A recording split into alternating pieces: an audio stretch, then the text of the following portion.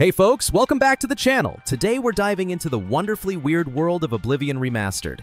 And more specifically, we're talking about something every Elder Scrolls fan secretly loves. Those unforgettable NPCs. You know the ones I'm talking about. Whether it's the stoic Emperor Uriel Septim, who graces us with his presence for about 5 minutes before meeting his epic end, or the ever-chaotic Sheogorath, the Daedric Prince of Madness himself, Oblivion's characters have a way of sticking with you long after you've logged off. They might not all have long screen time, but man, do they leave an impression. What really sets these NPCs apart is how alive they feel. Cyrodiil is packed with characters that have their own quirks. Some are overly friendly, others can't stand the sight of you, and then there are the ones who follow you around like a lost dog, making you wonder if they're helping or just there. The dialogue, the mannerisms, the weird little behaviors, they all make the world feel richer and a bit more unpredictable. So in this video, we're counting down the most iconic NPCs that made Oblivion Remastered feel like the chaotic, unforgettable adventure it is. Let's get into it. I'm quickly moving on to the video. Before we start, if you enjoy these types of list videos, don't forget to like the video and subscribe. Enjoy watching. Oh, Bwing. If you have ever wandered into the twisted wonderland of the Shivering Isles in Oblivion Remastered, then you know there is no shortage of weird and wonderful characters. But even among a cast that includes a paranoid gatekeeper and a guy obsessed with cheese, Bwing still manages to stand out. He is not just a background character or a forgettable side quest guy. He is one of those non-playable characters who sticks in your mind long after you have logged off. So what makes Bwing so memorable? Well, he talks complete nonsense. Literally.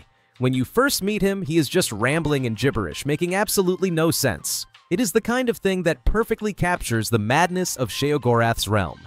But here is the twist. There actually is a way to understand him. If you are carrying Big Head's magical fork, yes, a fork, you can suddenly make sense of his rambling.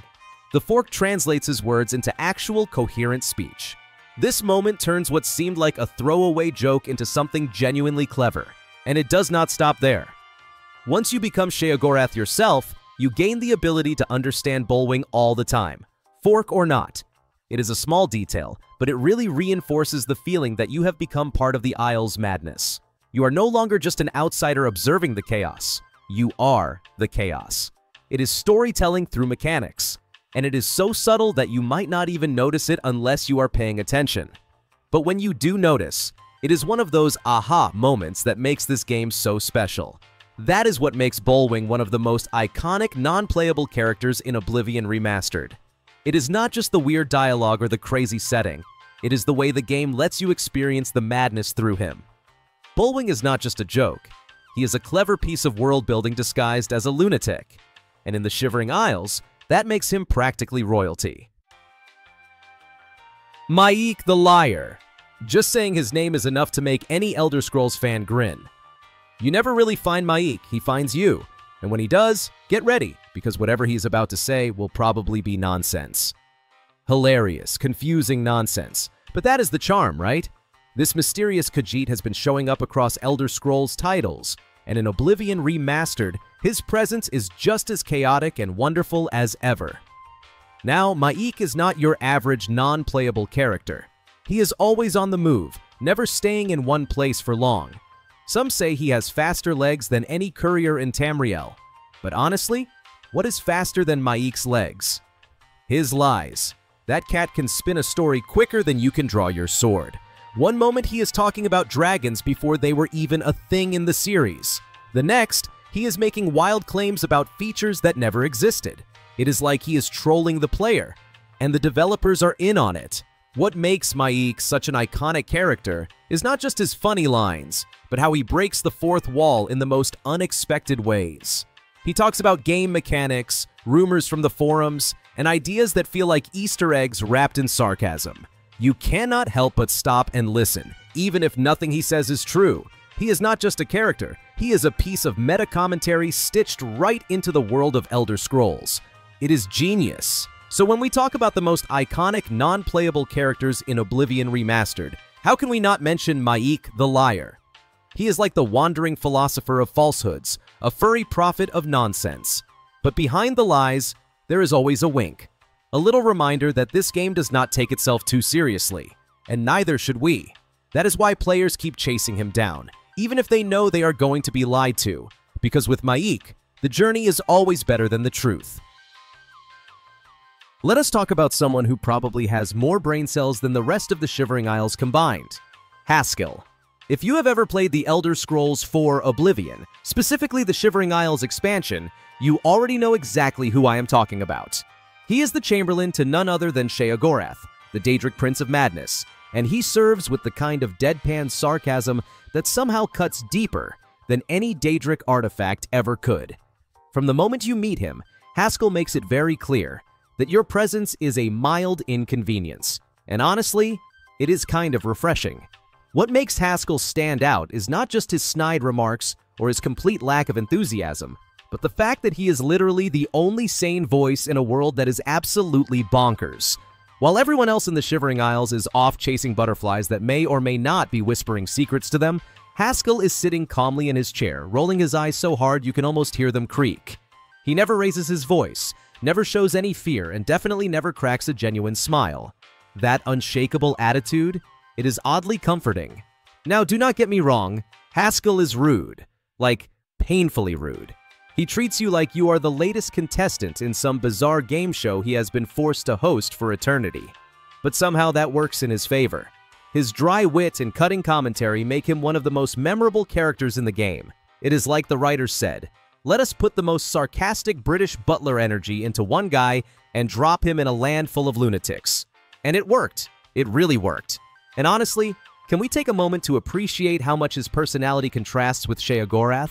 One is chaos incarnate, the other is stone-faced logic and snark.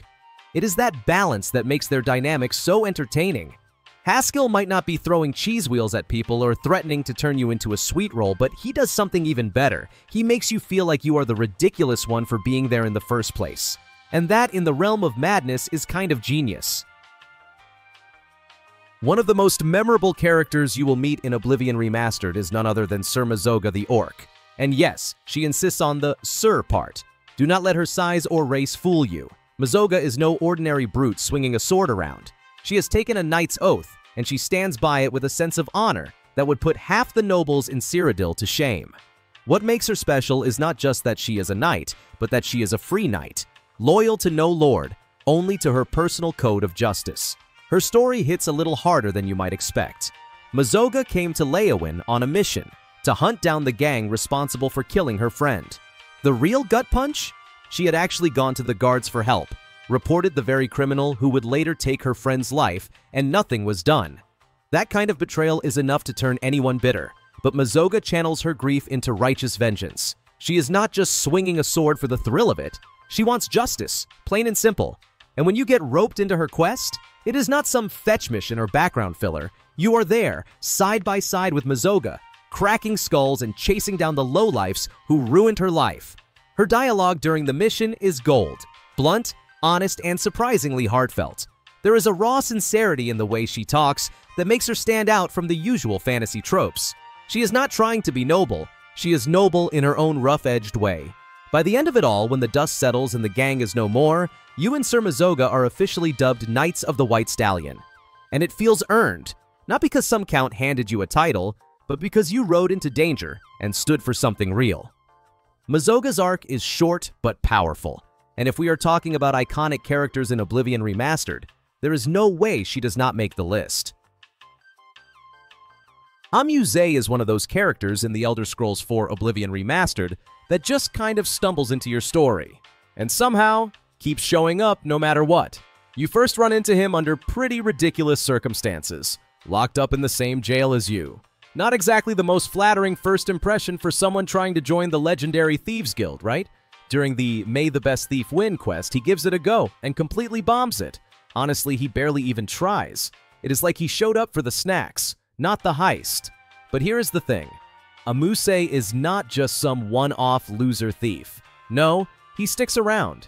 You run into him again, and again, and again, in the most unexpected ways. Sometimes he is in trouble, like when he ends up in a vampire's clutches and needs you to come save his scaly tail. Other times, he is just there, like some weird Argonian version of comic relief who keeps popping up in your journey whether you want him to or not. What is weirdly charming about Amuse is that he grows on you. He starts out as a total failure, but after you help him out enough times, he actually makes it into the Thieves Guild. That is right, the same guy who could not pick a pocket to save his life ends up delivering messages straight from the Guildmaster. Talk about a redemption arc. It is like watching your clumsy little brother somehow land a dream job after years of messing up. So even though Amuse is not exactly the strongest fighter or the smartest thief, he might be one of the most memorable non-player characters in the game. He brings a weird kind of heart to the gritty underworld of Cyrodiil. In a world full of serious quests, deadly monsters, and high-stakes decisions, sometimes what you really need is a familiar, bumbling face who just refuses to stay out of trouble. That is Amuse. Anywhere, anytime. Ah, Glier. If you have ever played The Elder Scrolls IV Oblivion, chances are you remember this guy. He is not just any wood elf wandering around Skingrad. He is the wood elf who corners you like a conspiracy theorist with a mission. One moment you are minding your own business, and the next you are being told that everyone in town is secretly plotting against him. And not just a few people. He believes the entire city is in on it. Welcome to the Paranoia quest, one of the weirdest and most memorable moments in the game. What makes Glier stand out is not just his tinfoil hat level of suspicion, it is how seriously the game leans into it. The townsfolk all have something to say about him, and none of it is good. He is strange, they whisper, keeps to himself.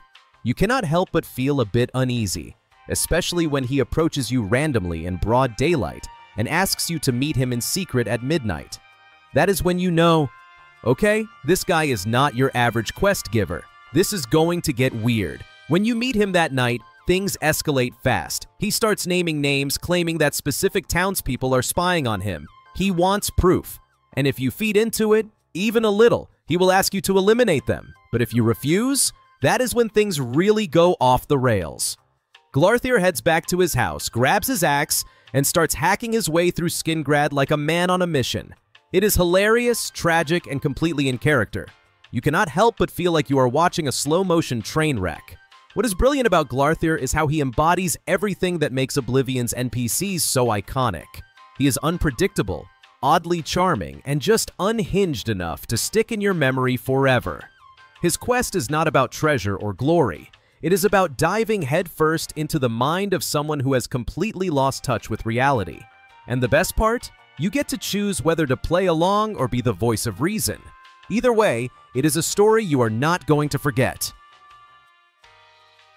Ah, the adoring fan. If you have ever played Oblivion Remastered and made your way through the arena questline, then you know exactly who I am talking about.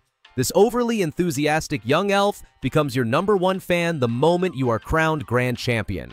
And when I say #1 fan, I mean he practically starts stalking you in the most cheerful way possible. One minute you are basking in the glory of your victory, and the next this wide-eyed blonde elf is chasing you down, ready to follow you to the ends of Tamriel. Now do not expect him to be useful in any actual combat.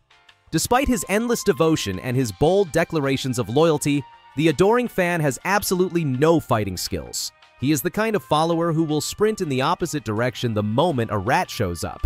But hey, at least he does not ask for gold, and he never complains.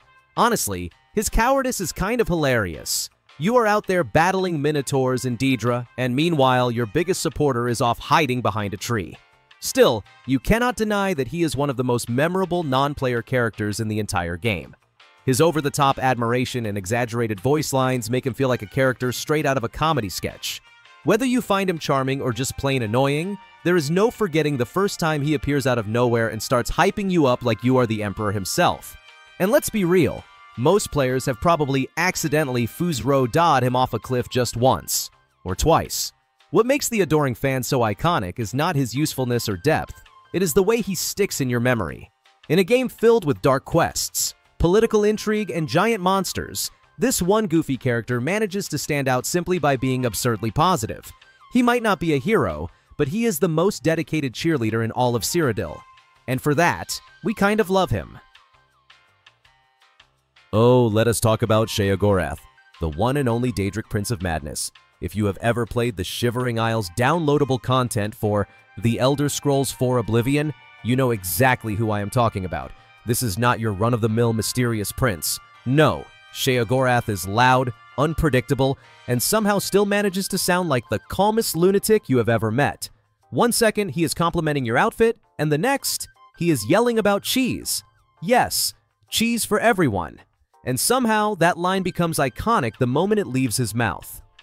What makes Sheogorath so unforgettable is how every interaction with him feels like stepping into a completely different game. The world of the Shivering Isles is split between mania and dementia. And honestly, his personality matches both sides perfectly. He talks nonsense that somehow makes sense if you tilt your head just right, and his realm is filled with the kind of characters and quests that make you question your own sanity. Yet, you just cannot stop listening to him. There is a weird charm to his madness, like he is in on a joke that no one else understands. But the biggest twist? Sheogorath is not even really Sheogorath. Deep down, he is actually Jyggalag, the Daedric Prince of Order, who was cursed to become the embodiment of chaos.